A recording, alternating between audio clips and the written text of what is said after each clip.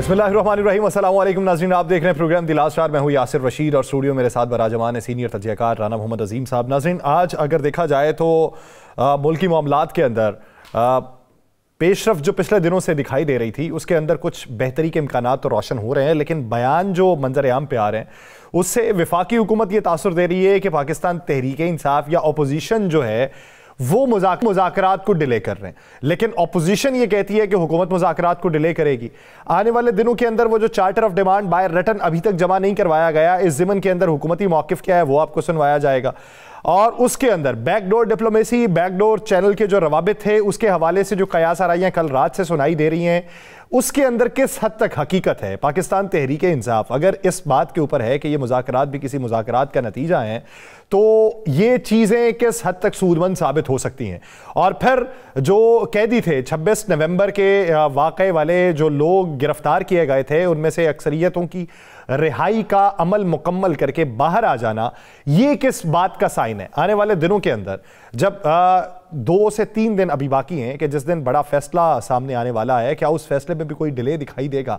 और इस पूरे मंजरनामे में जो अपोजिशन जमातों के साथ मिले हुए लोग हैं जो या उस मुज़ाकराती कमेटी का हिस्सा हैं, उनके जो नज़रियात हैं वो किस हद तक सादिक उतरते हैं। महमूद खान अचकज़ई साहब जो हैं वो ये राय रखते हैं कि जिस हुकूमत के पास जायज़ मैंडेट ही मौजूद नहीं है, उस हुकूमत से मुज़ाकरात किस बात के।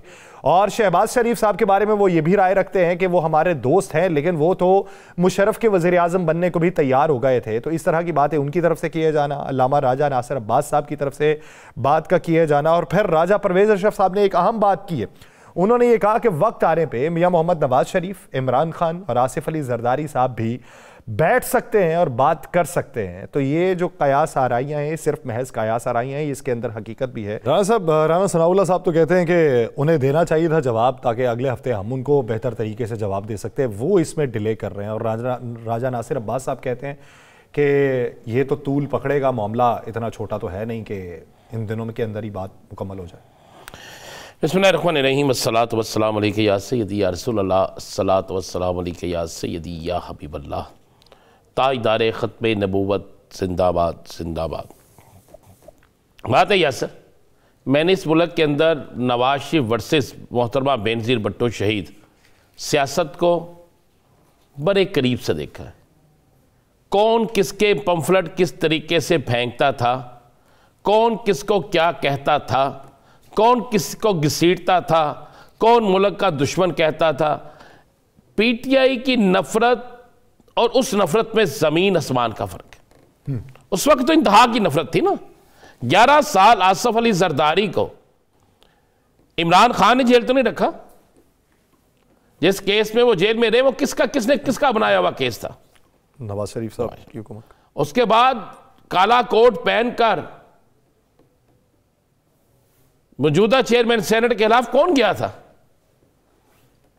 मेमो गेट में कौन गया था, नवाज शरीफ साहब। मैं उस वक्त उससे ज्यादा नफरत की इंतहा थी कोई इनके आपस में? नहीं।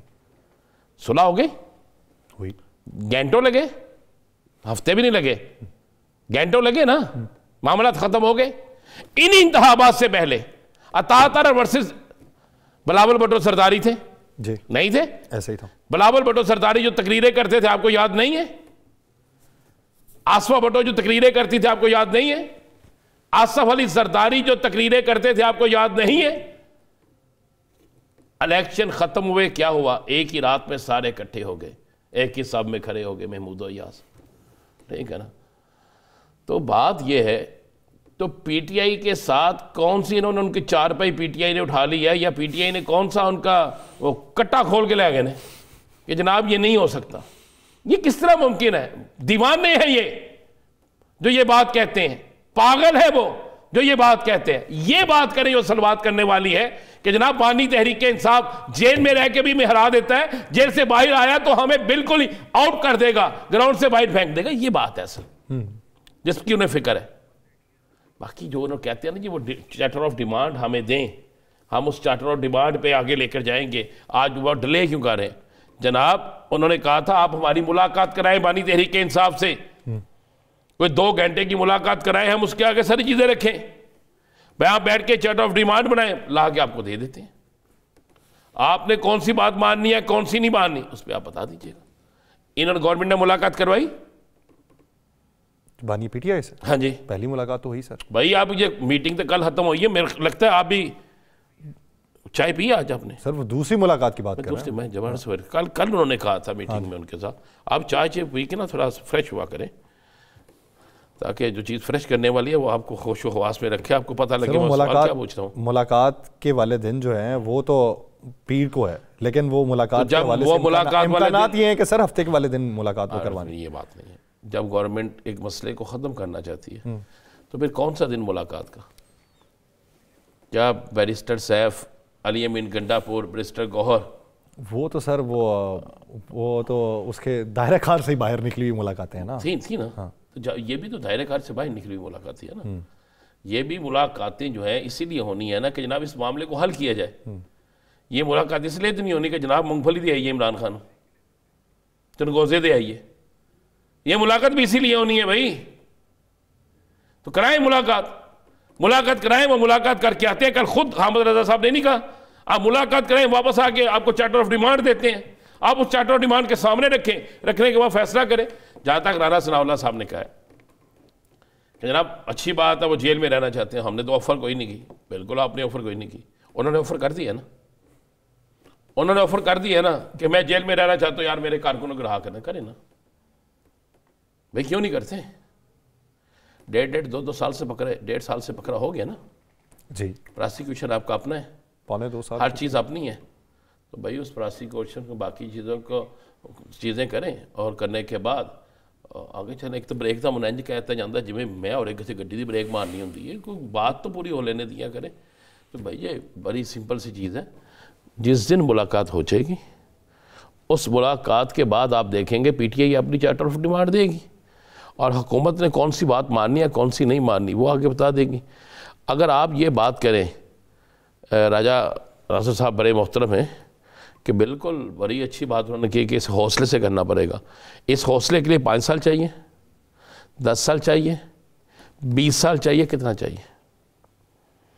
चार्टर ऑफ डिमांड के बाद गवर्नमेंट भी अपना टाइम टेबल देना कि भाई हमने ये मामला हल करने के लिए हमें 3 माह चाहिए, हमें 5 माह चाहिए, यानी पार्शली हम इतना अरसा ले सकते हैं। इतना अरसा फिर बात होती है ना। अब अगर वो कहते हैं कि बेगुनाह कैदियों को रहा करें, वो कहते हैं जी वो अदालतों में केस है, वो कहते हैं बिल्कुल हम अदालतों से लड़ेंगे, लेकिन कम से कम आप कोई ऐसे हथकंडे ना चलान जहाँ पेश होना चलान पेश करें, जहाँ आपके प्रोसिक्यूशन ने पेश होना पेश होकर फुल केस लड़े वो छुट्टियों की दरखास्त न कर दे ठीक है, ये चीज़ें तो करें ना। बाकी आपने कहा जी कि 6 के फैसले को क्या होगा 6 का फैसला जो है वो मैक्सिमम सारी दुनिया को पता है कि बानी तहरीक इंसाफ को सज़ा सुनानी है। किसको नहीं पता? किसी एक ने कहा कि नहीं सज़ा सुनानी? किसी एक ने? सबको तो ट्रायल देख कर तो सबको यही लगता है। तो उसके बाद वो रिलीज़ हो जाएंगे भाई। उसके बाद अदालत आलिया भी है ऊपर, अदालत उस्मा भी है ऊपर, सब कुछ है, तो सब कुछ ठीक हो जाएगा। ठीक है, इस बारे में सब मज़ीद बात करते हैं। हमें ज्वाइन किया पाकिस्तान के इंसाफ के रहनुमा सेनेटर हुमायूं मोहम्मद साहब ने। हुमायूं साहब बहुत शुक्रिया आपके वक्त का। हुमायूं साहब बात ये चल रही है कि एक तरफ बातें ये हो रही थी कि हुकूमत इस मामले को लटकाएगी मुज़ाकराती अमल को। हुकूमत कह रही है, राना सनाउल्लाह साहब कह रहे हैं चार्टर ऑफ डिमांड आप दे देते तो अगली जो मुलाकात थी हम उसका जवाब आपको कम अज़ कम देते। आपने ही उसको लटकाया हुआ है मामले को। तो ये तदब्बुर की बुनियाद के ऊपर चार्टर ऑफ डिमांड को ना फराहम किया जाना, इसके पीछे की मंतिक क्या है सर? बिस्मिल्लाहिर्रहमानिर्रहीम, इय्याका नअबुदु व इय्याका नस्तईन। देखिए मुझे नहीं मालूम, बास डिटेल्स के मुझे नहीं मालूम, लेकिन जो मेरे अपना तज्जिया वो ये है कि अभी तक जो हमारी जो पॉलिटिकल टीम है उस टीम को, सारी टीम को इमरान खान से मिलने की इजाजत अभी तक शायद नहीं मिली एक साथ। जब आप ये डिस्कशंस कर रहे होते हैं ना, तो आपको पीस मिल डिस्कशंस नहीं होती कि पहले हुमायूं चला जाए, फिर राना साहब चले जाए, फिर आप चले जाएं और एक एक बात करें। इसमें वो पूरी टीम जाती है, हर एक उस पर डिलिब्रेट करता है। बल्कि इनफैक्ट अगर इस किस्म के जो इम्पोर्टेंट मसले होते हैं उसमें टीम से ज्यादा कोई 7-8-10 बंदे और इम्पोर्टेंट बंदे जिनका पॉलिटिकल ग्राउंड के ऊपर, जो ग्राउंड रियलिटी से जिनका ताल्लुक होता है, वो सब जाने चाहिए और वहां पे एक डिस्कशन हो। बिल्कुल इस तरीके से जैसे पॉलिटिकल पार्टी में डिस्कशन होती है, वो सारे बैठ के और उस चीज के ऊपर डिलिब्रेट करके फिर उनको कहें। क्योंकि देखिए जब आप मुझसे इन राइटिंग मांगेंगे ना, तो उसमें हो सकता है चार बंदों के दिमाग में कोई बात हो, दो बंदे आके कोई और बात कर दे जो उस चीज को बेहतर कर दे, या उस चीज को इस तरह कर दे कि फ्यूचर के लिए उसमें कोई स्पेस क्रिएट कर दे। क्योंकि बाद में कल को अगर कोई चीज होती है, फिर उसमें अगर वो ना लिखी हुई है, ज्यादा लिखी हुई, तो फिर आप उसको कहेंगे कि ये तो ज्यादा लिख दिया या इसमें आपने ये कहा नहीं था।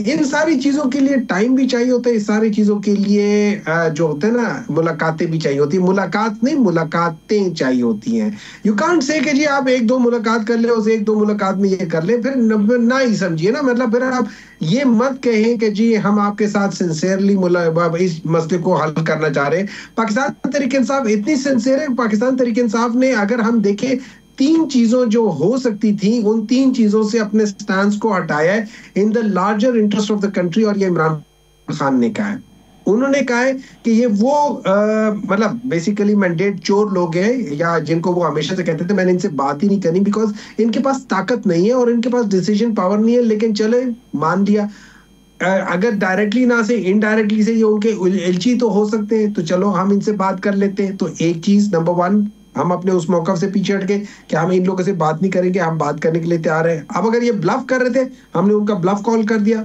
बात कर लेते हैं। नंबर टू, जो हमारा मेन जो पॉइंट था, जो पिछले एक साल से हम कह रहे हैं कि यार पहले हमारा जो जो मैंडेट है वो हमें वापस करो, फिर बात करते हैं। उस पे फिर obviously that becomes a no starter.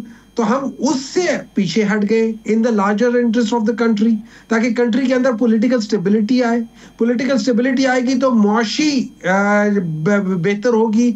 उसकी मैं मिसाल दे देता हूँ, ये पिछले एक डेढ़ साल से, मतलब 3 साल से ये लोग लगे हुए हैं। और अभी ये कह रहे थे कि हम लोगों ने इस साल में, इन्होंने कहा था कि जी IMF ने भी हमें ये दे दिया, वो कर दिया, तो हम तो 3.5 की ग्रोथ से करेंगे। फलाना भी ये कह रहे हैं, वो भी ये कह रहे हैं। 6 महीनों में 1% भी इनकी ग्रोथ नहीं हुई, उससे कम परसेंटेज ग्रोथ हुई है। आपका जो चैनल का नंबर है उसमें उससे पहले आशारिया लगाते तो 0.92 की स्पीड से तो ये ग्रो किए इन लोगों ने। ठीक है, अब ये चीज करके जब ये लोग सामने करते हैं, आपको पता है कि पाकिस्तान एक जिसको हम कहते हैं ना टेक्सटाइल इंडस्ट्री वाला वो है, और यहां पे कॉटन की ग्रोथ 40% कम हुई है। 40% कम हुई है। ये बहुत बड़ा मसला आने वाला है आगे। अब आप इसको करके देख ले। इन चीजों को जब हमने सामने रखा है तो इमरान खान ने कहा है कि ठीक है मैं इनसे बातचीत करना चाहता हूं, और एजेंडा सिर्फ 2 रखे। एक, पॉलिटिकल प्रिजनर्स को रिहा करो। उन्होंने ये नहीं कहा इनके खिलाफ केसेस खत्म करो, जैसे इन लोगों ने अपने केसेस खत्म किए। इमरान खान ने ये नहीं कहा कि हमारे केसेस खत्म करो, उन्होंने कहा कि हमें रिहा करो। और आधे लोग इनमें वो हैं जो कि पाकिस्तान के कानून के मुताबिक CRPC 497 सब क्लॉज 1 के तहत वैसे उनको बेल मिल सकती है। तो बेसिकली इन सबको बेल दे दो। अब उसके बाद जो उनके खिलाफ केसेस है उनको कहते हैं मेरिट पे लाकर देख लो। इनके खिलाफ जो भी CCTV है, सोशल मीडिया के केस वो नहीं है, वीडियोस नहीं, CCTV के जो वीडियोस है वो लाकर दिखा दो। जिन लोगों को सजाएं मिली है उनके हमें जजमेंट सुना दे कि भाई किस तरह की जजमेंट आई है। वो जजमेंट भी आपने देखी हो तो देखी हो, हमने तो नहीं देखी।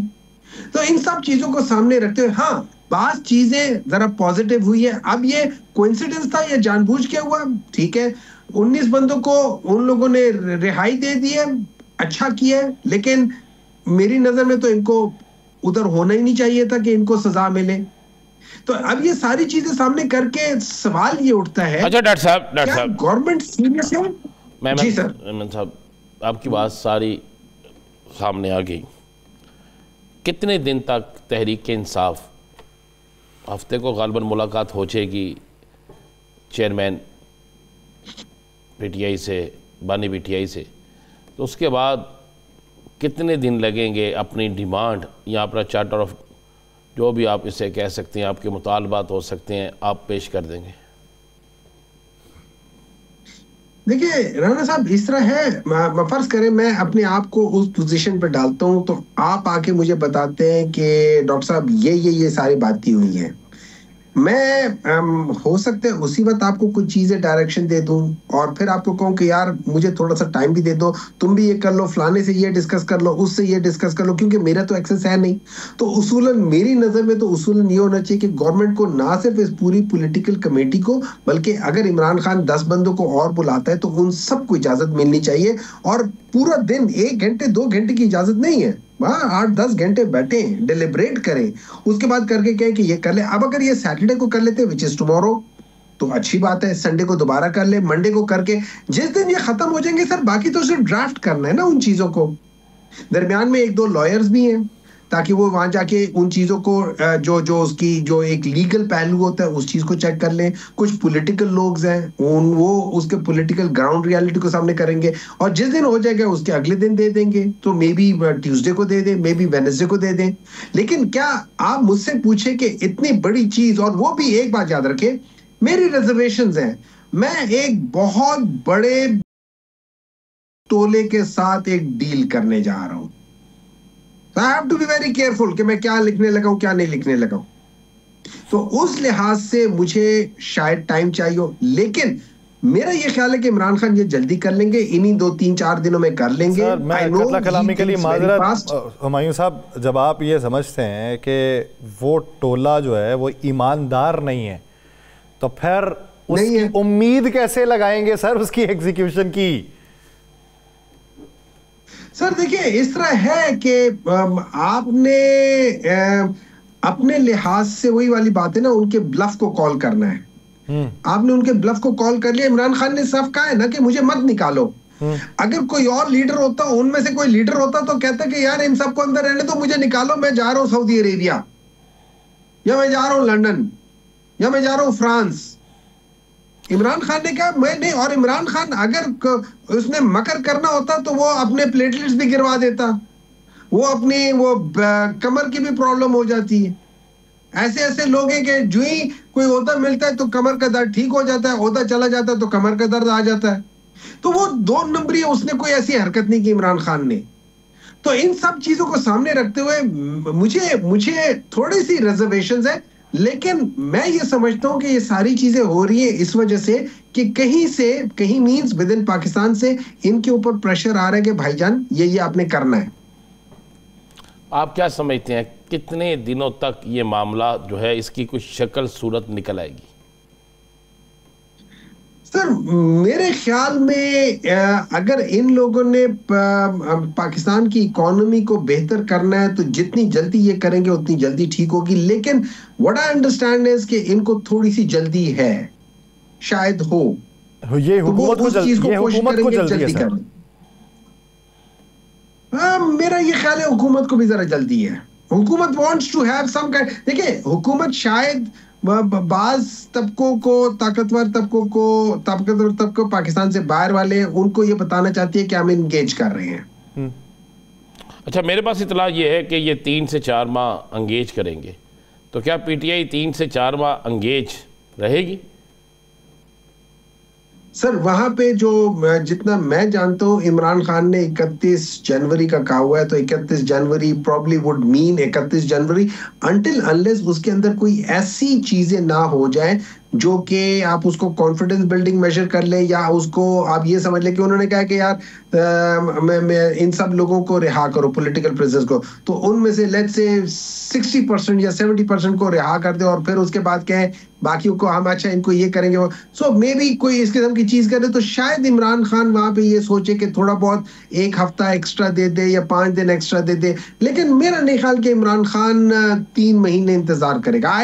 until unless there is some substantial कोई ऐसी बात ना हो जाए, इमरान खान नहीं वेट करेगा जी। अरे सर एक चीज समझाइए, वो उसके जी बात में, हाँ जी मैं बता रहा हूँ, इमरान खान के जो है ना वो किलर इंस्टिंक्ट्स हैं। He is a predator, a fast bowler, a predator. वो वेट नहीं करेगा इतना, वो उसकी फितरत नहीं है कि वो इतना वेट करेगा, वो अटैक करेगा। वो डिफेंसिव बंदा है ही नहीं, फितरतन डिफेंसिव नहीं है, प्रेडेटर है, प्रेडेटर।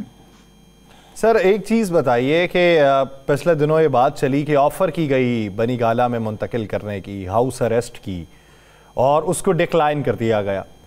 आज राना सनाउल्लाह साहब ने कहा कि बतौर हुकूमती नुमाइंदा मैं इस चीज़ की नफ़ी करता हूँ, इसकी तायद नहीं करता, हुकूमत की तरफ से कोई ऑफ़र नहीं। सिक्योरिटी ज़रा है कल ये बात कर रहे हैं कि हमारी तरफ से भी कोई ऑफ़र नहीं है, तो सर वो ऑफ़र करवा कौन गया?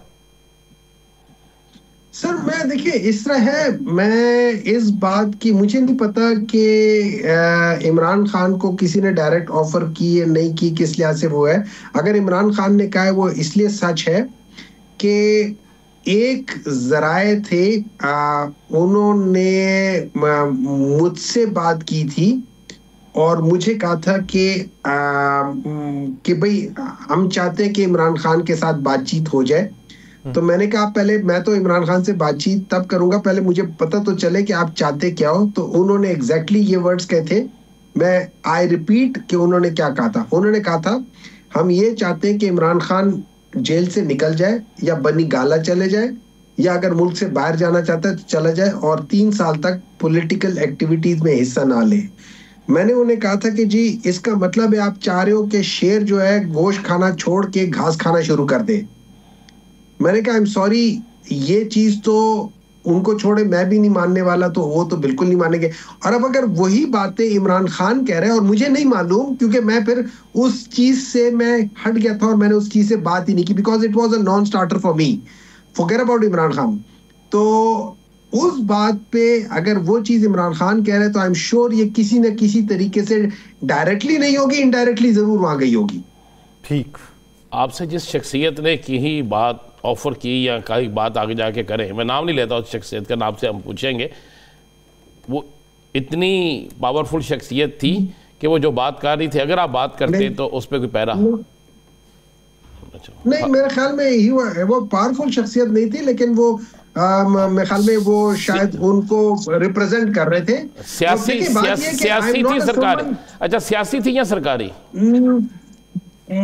सरकारी कह लें आप उन्हें, सरकारी शख्सियत थी। तो सर फिर इसका आउटकम आपको कितने अरसे में निकलता हुआ दिखाई देता है कि जब इस तरह की ऑफर वहां से थी, चलें डिक्लाइन आप लोगों ने की है, तो कहीं ना कहीं पे तो मामलात सेटल करने की कोशिश हो रही है, तो कहीं बैकफुट पे आप जाएंगे उस मुतालबे पे, या फिर आपके मुतालबात जो हैं उसके ऊपर बज़िद हैं कि सिर्फ यही होने चाहिए?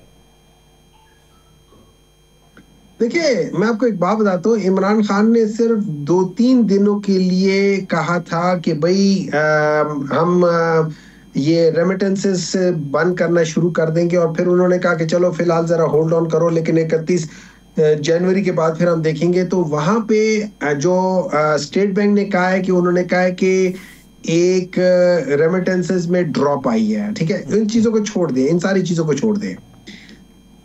मेरा ये ख्याल है कि पाकिस्तान के लिए ये बहुत ज़रूरी है कि हम लोग अपनी अपनी अनाओं से बाहर निकल आए, और इमरान खान ने अपनी अना से बाहर निकल के पीछे हट के 1 कदम नहीं, 10 कदम नहीं, 50 कदम पीछे हट के इनको स्पेस दी है। ये 2 बातें बहुत बड़ी बात होती है इमरान खान जैसे बंदे के लिए, कि वो कह दे कि नंबर 1 मैंने इनसे बात नहीं करनी, और फिर कह दे लोगों को चलो यार तुम बात कर लो। नंबर 2 ये चीज कि यार ये मेरा मैंडेट इन्होंने चुराया हुआ है, और पहला हमारा डिमांड ये था कि पहले मैंडेट वापस करो, बाद में हम बात करते हैं।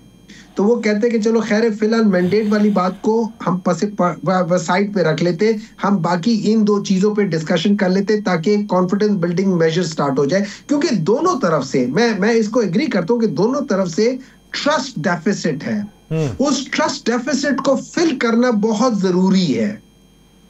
यही अदम एतमादी दोनों अतराफ से है, और उसमें खुद एतमादी पैदा करना वो बहुत ज़रूरी है, और वो किस हद तक पैदा होगी और कितने अरसे में होगी एक आम सवाल। शुक्रिया हुमायूं मोहम्मद साहब इस हवाले से अपना वक्त देने के लिए। नाज़रीन एक ब्रेक लेते हैं, ब्रेक के बाद वापस आएंगे, दीगर इश्यूज़ पे बात की जाएगी, कहीं नहीं जाएगा, स्टे विद अस।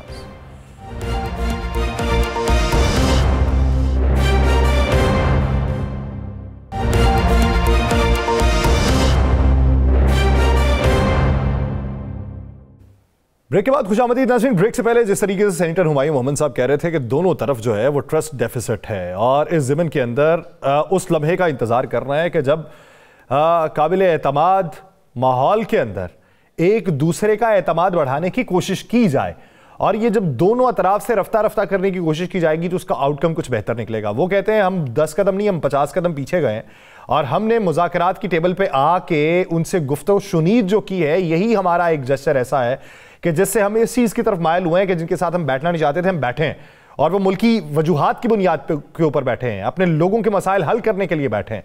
तो ये बैठना किस हद तक फायदामंद होगा? और दूसरा अहम सवाल ये कि इस मुज़ाकराती अमल के दौरान दोनों अतराफ से देखा जाए, पाकिस्तान तहरीक इंसाफ से भी देखा जाए, पाकिस्तान पीपल्स पार्टी को अगर एक लम्हे के लिए साइड पे कर दें, हुकूमती अतराफ और अपोजिशन के अतराफ, दोनों अतराफ से गाहे बगाहे इस मुज़ाकराती अमल को लेके कुछ बयानात ऐसे हैं कि जिसपे बहुत बड़े सवालिया निशान उठते हैं कि आया ये ट्रस्ट डेफिसिट जो है ख़त्म होगा या नहीं होगा, इसको लेके बात कैसे आगे बढ़ेगी, इसी बारे में बात करेंगे। हमें ज्वाइन किया पाकिस्तान मुस्लिम लीग नून के रहनुमा इख्तियार वली खान साहब ने। इख्तियार वली खान साहब, बहुत शुक्रिया आपके वक्त का।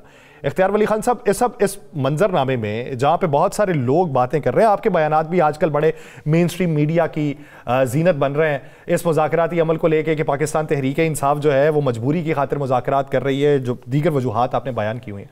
सर, इस माहौल में ये चीज़ किस हद तक काबिल गौर है कि इसकी हीट को बढ़ाना है या कम करना?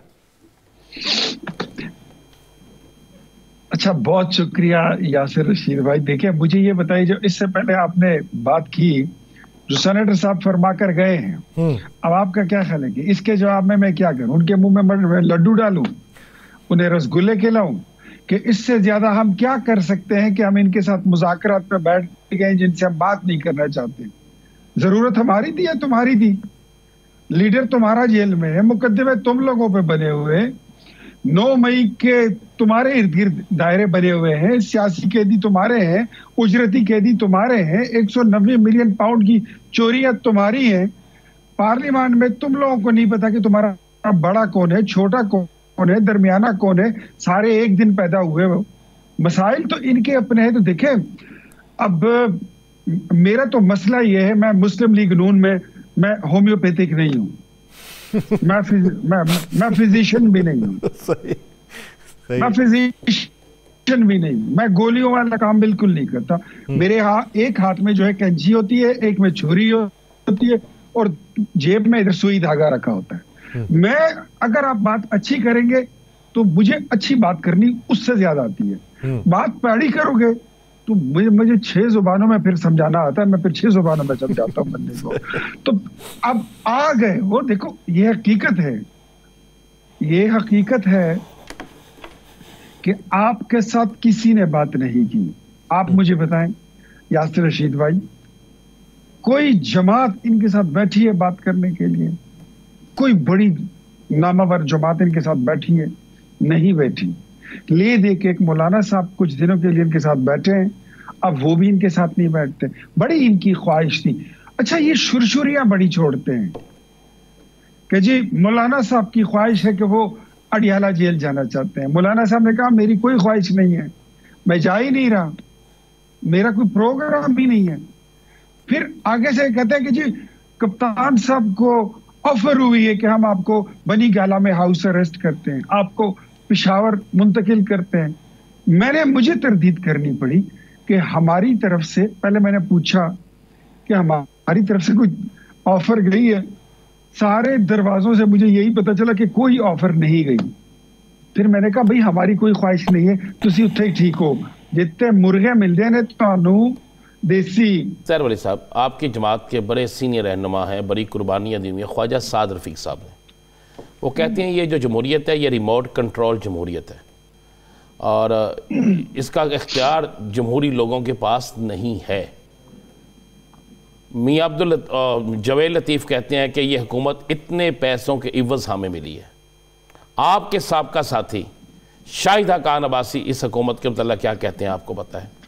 तो छोड़ दें तहरीक इंसाफ को, 2 लोग तो आपकी जमात के अंदर हैं, उनकी किसी बात की तरदीद या उनसे बाज़पुर्स या उनको मना क्यों नहीं किया जाता?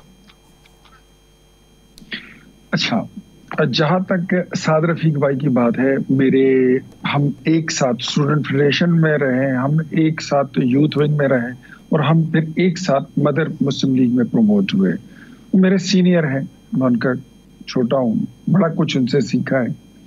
रिमोट कंट्रोल डेमोक्रेसी की बात जो है ये अपनी जगह पे उनकी वजह है और ये आज की नहीं है। अगर आप मुझसे पूछें, मैं बीइंग तफले मकतब कहिए मुझे, सियासत के मकतब का मैं एक तालिब इल्म हूँ, छोटा सा अदना सा। चार्टर ऑफ डेमोक्रेसी के बाद मैं समझता हूँ कि हम एस्टेब्लिशमेंट को बहुत दूर छोड़कर आ गए थे, पार्लियामेंट से, जमहूरी अदारों से और जमहूरी मामलात से, इन फैसलों से। इमरान खान साहब जब आए तो नया नवेला बंदा था ना, वो नए वाले बंदे को शौक भी बड़ा होता है, शौक कहें शहवत कहें उसको बड़ी होती है। वो नया बंदा था, उसको अपने इधर अपने कांधों पर बैठा के ले आया और पार्लियामेंट में घुसा के ले आया। ऐसी गंदगी हमने नहीं देखी कि जब के जरिए पूरे पार्लियामेंट को चलाया जाता था। अब जो चीज इमरान खान साहब पार्लियामेंट में घुसा कर ले आए हैं, मुझे आप बताइए, मेरा आपसे सवाल है कि आपके घर में कोई बंदूक वाला आ जाए रात को किसी भी पहर, तो आप अगर उसके साथ लड़ेंगे तो उसका नतीजा क्या निकलेगा? और किसी अकल और फहम के साथ उसके डीलिंग करेंगे और उसको हाथ से पकड़ के आराम से उसको वहां तक छोड़ा कि आपके घर की हुदूद से वो बाहर निकल जाए। इसको कहते हैं फहम फरासत। अच्छा सर, इसी फहम फरासत के नतीजे में आप उन्हें छोड़ आए?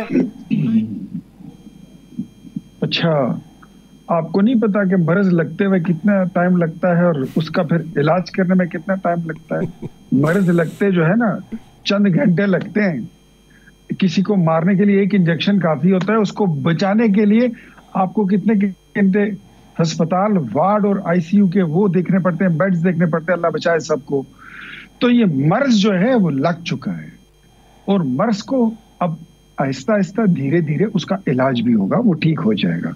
जहां तक आपने जावेद लतीफ की बात की, ये पैसों वाली बात मैंने उनकी ऑनेस्टली सुनी नहीं है, वरना आपको पता है मुझे लगी लिपटी नहीं आती।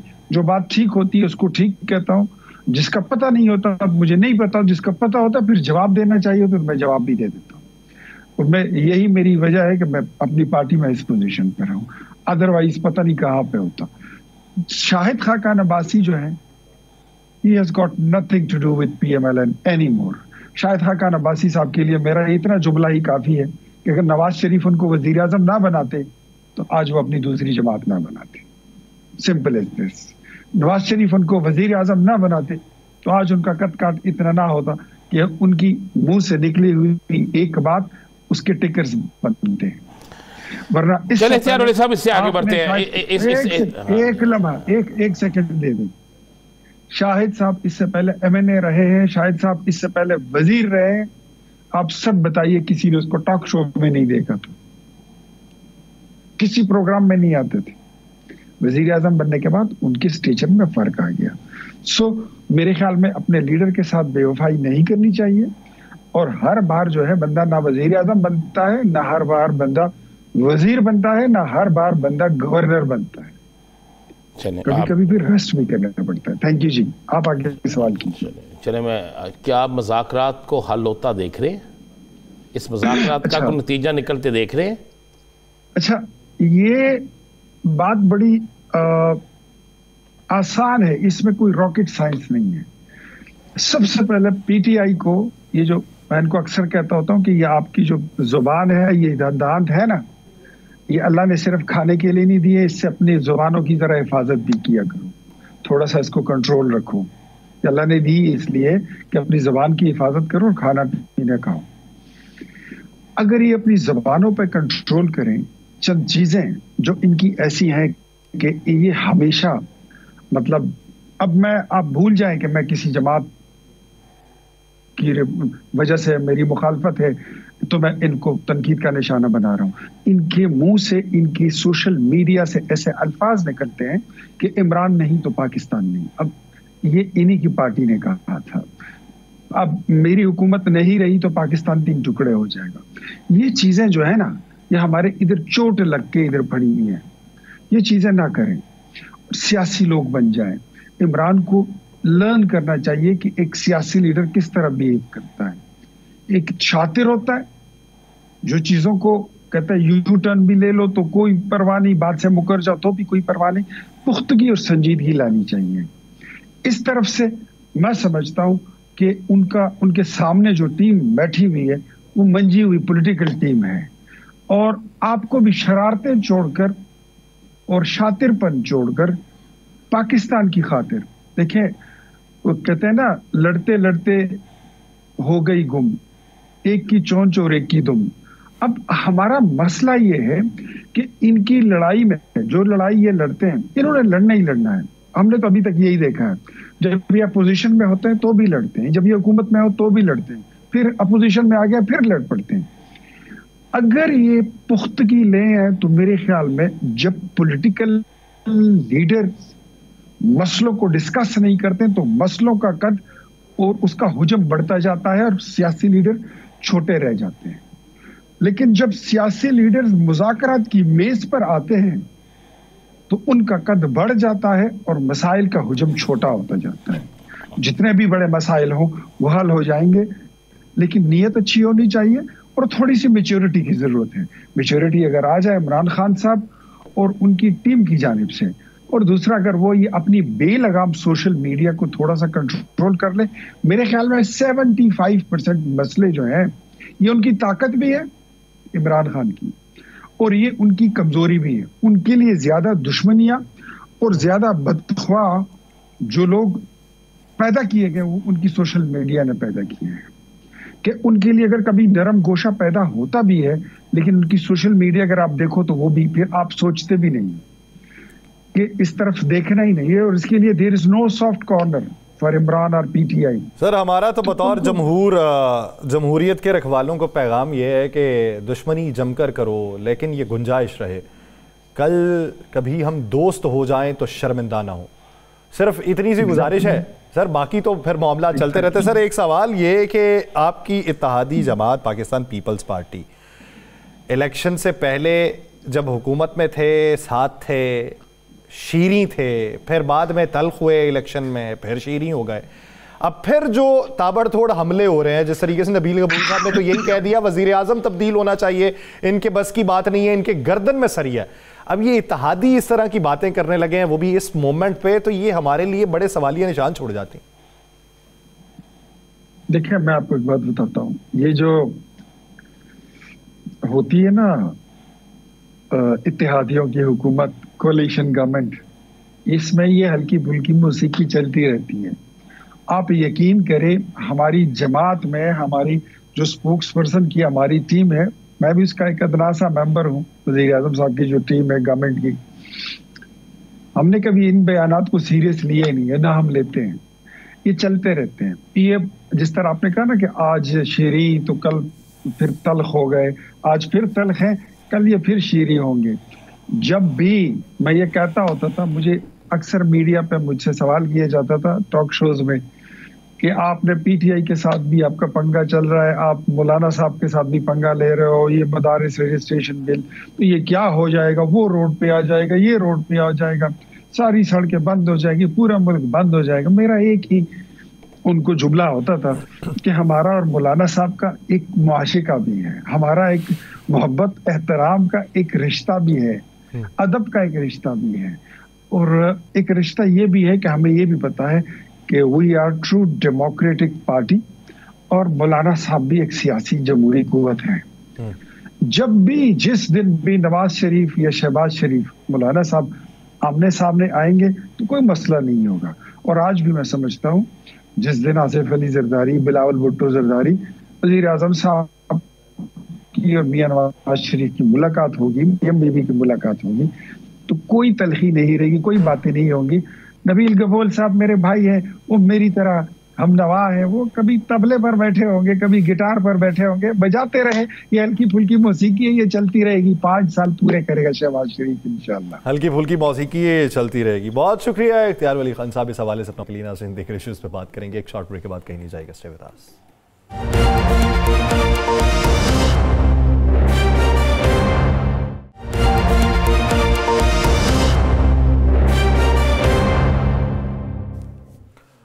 ब्रेक के बाद खुशामदीद नाज़रीन। गुज़श्ता साल जब गंदम की ख़रीदारी के मौके के ऊपर ये नामौलूद हुकूमत जो थी, इसने बैकफुट पे जाना गवारा किया, और उस बार जब किसानों को उनके मुआवजे के मुताबिक फिर रकूम हासिल नहीं हुई तो एक बहरान पैदा हुआ था, और यह तकरीबन हर साल होता रहा। और इसका हल हुकूमत ये निकाल रही है। पंजाब हुकूमत ने इब्तदाई तौर पे ये बात की कि सरकारी सतह पे हम गंदम ही नहीं खरीदेंगे। बातें होती रही कि पास्को के गोदामों के अंदर भी गंदुमें पड़ी रहती हैं और वहाँ से ही उसका इजरा नहीं होता, या पास्को ने इतनी गंदुम हासिल की तो उतनी गंदुम कहाँ गई, या इतने थैलों का इजरा हुआ तो बारदाना जो है इतना जारी हुआ, इतनी गंदुम हासिल नहीं हुई। उसके अंदर रकूम की खुर्द बुर्द के भी इल्ज़ामात लगते रहे, फिर ये होता रहा मनमानियाँ की जाती हैं, मनमर्जियों लोगों को ये फराम की जाती हैं। तो ये बात इब्तदाई तौर पर पंजाब हुकूमत ने अपनाई थी। अब गुज़श्ता दिनों हमारे वज़ीर ख़जाना ये कहते हैं कि करप्ट तरीन इदारा पाकिस्तान का जो नंबर 1 पे है वो पास्को है। फिर उन्होंने ये भी मौक़िफ़ अपनाया कि वज़ीर आज़म की राय है कि पास्को को बंद कर दिया जाए। अब इस ज़मन के अंदर क्या यही हल है कि पास्को को बंद करके आप जो है निजकारी कर दें, या बंद करके आवाम को ही कह दें कि आप डायरेक्टली ख़रीदें? तो यही क्या हल है? तो अगर यही हल है तो फिर पास्को का जो पूरा निज़ाम चल रहा है उसको यकतरफा तौर पे बंद करके उसके फ़वाइद होंगे या नुकसानात होंगे, इसी बारे में बात करेंगे। हमें ज्वाइन किया सदर all Pakistan PASSCO staff union Liaquat Ali Bhatt साहब ने। भट्ट साहब बहुत शुक्रिया आपके वक्त का। भट्ट साहब, सबसे पहली बात तो मेरी ये कि वज़ीर ख़जाना ने जो सबसे बड़ा टैग आप लोगों के ऊपर लगाया कि पास्को करप्ट इदारा है नंबर 1 पाकिस्तान का, इसको इस बयान की तरदीद करेंगे, तायीद करेंगे? जी बिल्कुल, मैं इसकी तरदीद करूंगा। अच्छा, मैं इसकी तरदीद करता हूँ। जी जी बोले। जी मैं बिल्कुल उनके इस बयान की बिल्कुल तरदीद करता हूँ कि ये बयान उनका सरासर पास्को के मुनाफी है। पास्को हमेशा प्रॉफिटेबल अदारा रहा है। आज तक 50 साल तारीख में कभी भी पास्को खसारे में नहीं गई। अच्छा, पास्को खसारे में नहीं गई तो फिर इसकी निजकारी क्यों कर रहे हैं? और इस वक्त आपके पास कितनी गंदम पड़ी? अगर निजकारी हो जाती है कितने लोग बेरोजगार होंगे, और ये जो गंदम होगी फिर उसका क्या सिलसिला चलेगा? जी सर, गंदम तो हमारे पास 2 करोड़ 60 लाख बोरी गोदामों में पड़ी हुई है। तो इससे अगर ये अदारे को बंद करते हैं तो हजारों मुलाजमीन का इस्तेहसाल होगा, और इससे मुल्क के जो जिम्मेदार काश्तकार लोग हैं उनका बहुत ज्यादा नुकसान होगा, जो कि पहले ही महंगाई की वजह से पिसे हुए हैं। अच्छा भट्ट साहब, एक कुलिया समझाइए। पास्को गंदम खरीदती है सरकारी रेट के ऊपर, और आम आवाम अगर डायरेक्ट गंदम खरीद लें तो वो कम कीमत पे भी मिलती है और बाद में ब्लैक मार्केट के अंदर भी मिलती है। पास्को का बुनियादी फायदा आवाम को क्या है? किसानों को तो चले हैं सरकारी रेट के ऊपर हो जाती है, बाद में ब्लैक में ना भी चले तो पास्को तो ले गया ना। आवाम को इसका फायदा क्या है? अगर पास्को को बीच में से हटा दिया जाए, आवाम को फायदा होगा, नुकसान होगा? जी बिल्कुल, आवाम को बहुत नुकसान होगा। इससे मिडल मैन जो लोग हैं वो सामने आ जाएंगे। पास्को हुकूमत की जारी करदा हदायत के मुताबिक किसानों से गंदम खरीदता है, इसके जखीरा करके मुल्क के स्ट्रेटेजिक रिजर्व का बंदोबस्त करता है। मजीद बरा जिन सूबों में गंदम की किल्लत हो, पास्को अपने जमा शुदा गंदम के स्टॉक से गंदम मुहैया करता है। तो आप क्यों बंद कर रहे हैं? फिर आपकी वजह क्या नजर आ रही है? आप कह रहे हैं कि 50 साल से प्रॉफिट दे रहा है ये अदारा, आप कह रहे हैं कि सब कुछ ठीक है, तो फिर क्यों बंद क्यों करना चाह रहे हैं? इसकी निजकारी क्यों करना चाह रहे हैं? जी, इसमें कुछ लोगों की पास्को के असासों पे नजर है कि ये हड़प कर लिए जाएं, तो इस वजह से ये लोग एक मुनाफा बख्श अदारे को खत्म करने की साजिश कर रहे हैं। सर, ये किन लोगों की नज़रें हैं? हुकूमत पाकिस्तान कह रही है, वज़ीर ख़जाना कह रहे हैं, वज़ीर आज़म कह रहे हैं, वज़ीर आला पंजाब कह रही हैं, किन लोगों की नज़रें हैं इनके असासों के ऊपर? जी हाँ, ये कुछ प्राइवेट लोगों की पास्को के असासों पर नज़र है। वो लोग इस मुनाफा बख्श अदारे को ख़त्म करने की साजिश कर रहे हैं। क्या वो हुकूमत से ये अदारा खरीदना चाहते हैं? जी बिल्कुल। कितने असासे हुकूमत ये अदारा डिफॉल्ट करके अपने खुद जानबूझ के अपनी सोची समझी साजिश के तहत इस अदारे को बंद करना चाहती है, और अपने जो प्राइवेट बंदे हैं ये उनको उनके हाथों फरोख्त करना चाहती है। कितने के असासे हैं पास्को के? पास्को के सर खरबों के असासे हैं। खरबों की तो हमारे पास गंदम पड़ी हुई है, हमारे पास साइलोज हैं, गोदाम है, हमारे रिजर्व सेंटर हैं बहुत ज्यादा जहाँ पे हमारे स्टॉक लगते हैं। ये हमारी पास्को की जाती प्रॉपर्टी है, और पास्को हमेशा 50 साल से अरबों रुपए प्रॉफिट में जा रहा है। अच्छा सर, भट्ट साहब एक बात समझाइए। हर साल मुख्तलिफ खबरें टेलीविजन स्क्रीन की जीनत बनती हैं कि पास्को के उस गोदाम में जो है वो इतनी मेट्रिक टन गंदम ख़राब हो गई, बारिश के बायस इतनी ख़राब हो गई, कुछ गंदम को चूहे जो हैं वो ख़राब करते जा रहे हैं। तो इतनी जमा की है, वो उसकी तरसील मुमकिन नहीं हो पाई, ये खराबी की तरफ चली गई, तो वो जो खबरें होती हैं क्या फिर वो जाली खबरें होती? जी बिल्कुल, ये सरासर झूठ पर मबनी खबरें हैं। पास्को का बड़ा बेहतरीन निज़ाम है पूरी दुनिया में। भट्ट साहब, कुछ तो फुटेजें सामने आ चुकी है पास्को गोदामों की सैलाब के दिनों में, बारिशों के दिनों में, तो आप क्यों इसको सारी खबरों को गलत साबित कर रहे हैं?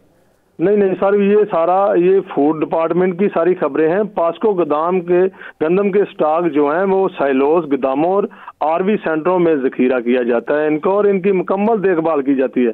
पास्को ने आज तक गवर्नमेंट को कोई एक पैसे की भी करप्शन और डैमेज सामने ले आए नहीं ला सकी।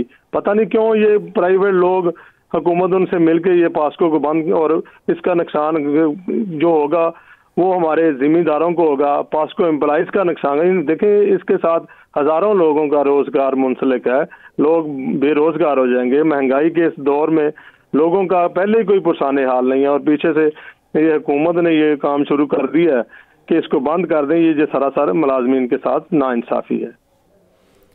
भट्ट साहब, अगर फर्ज कर लें हुकूमत तहैया कर लेती है कि बंद ही करना है, बतौर यूनियन लीडर क्या फिर आपका फैसला है, क्या करेंगे? जी हम देखें, एहतजाज करेंगे, गवर्नमेंट सतह पे हुकूमत को बावर करवाएंगे कि ये इदारे को बंद ना किया जाए। अगर फिर भी हुकूमत बाज नहीं आती तो फिर हम इंशाल्लाह स्ट्राइक करेंगे, इस्लामाबाद में जाएंगे, प्रेसिडेंट हाउस के सामने बैठेंगे जाके, और प्रेस क्लब में एहतजाज अपना रिकॉर्ड करवाएंगे। भट्ट साहब, इस्लामाबाद जाना आजकल सान कोई नहीं जाएगा, बड़ी मार पैं दीजिए। कोई मसला नहीं सर, अपने हकूक के लिए इंशाल्लाह हम हर हद तक जाएंगे। अच्छा भट्ट साहब, 2 सितंबर 2024 को जो FIA ने पास्को के साबिक MD समेत 7 लोगों को गिरफ्तार किया था, वफाकी हुकूमत उसको भी जवाज बनाती है कि उन्होंने हकायक सामने लेके आए हैं कि खुर्द बुर्द होती है, मालियाती निज़ाम ख़राब है, पास्को की गंदम की सही तरीके से स्टोरेज नहीं होती। तो ये तो आप ही के लोगों के पुराने लोग थे जिन्होंने जाके वो एतराफ़ात किए हैं सारे। नहीं सर, ये सूरत हाल क्लियर नहीं है। ऐसा हुआ है, इस तरह है कि हमारे कुछ ऊपर लेवल के 1-2 अफसरान बाला जो थे वो करप्ट थे, उनको गवर्नमेंट ने उनके खिलाफ FIR भी कटवाई, उनको डिसमिस कर दिया गया। ठीक है, तो उसके बाद जब इदारा खसारे में नहीं है तो जो बंदे इसमें मुलव्वस थे उनको सजा दी जाए, ना कि इदारे को बंद कर दिया जाए। तो अब आपको कह दिया गया कि आपका इदारा बंद हो रहा है?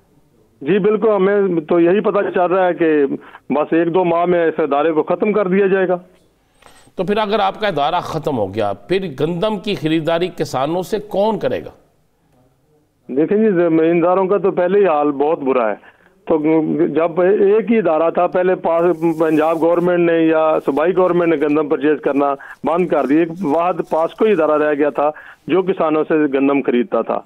अगर यही हाल रहा और पास्को को भी इन्होंने बंद कर दिया तो ज़ाहिर है जो काश्तकार है वो तो बेचारा बेरोजगार हो जाएगा, बिल्कुल फारग हो जाएगा, काश्तकार फारिग हो जाएगा। और अगर पास्को को मुकम्मल तौर पर बंद करने का इंदिया सामने आ गया तो फिर इस पर एहतजाज भी किया जाएगा। बहुत शुक्रिया लियाकत अली भट्ट वाले से अपना वक्त देने के लिए।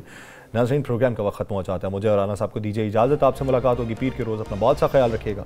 अल्लाह ने के बाद।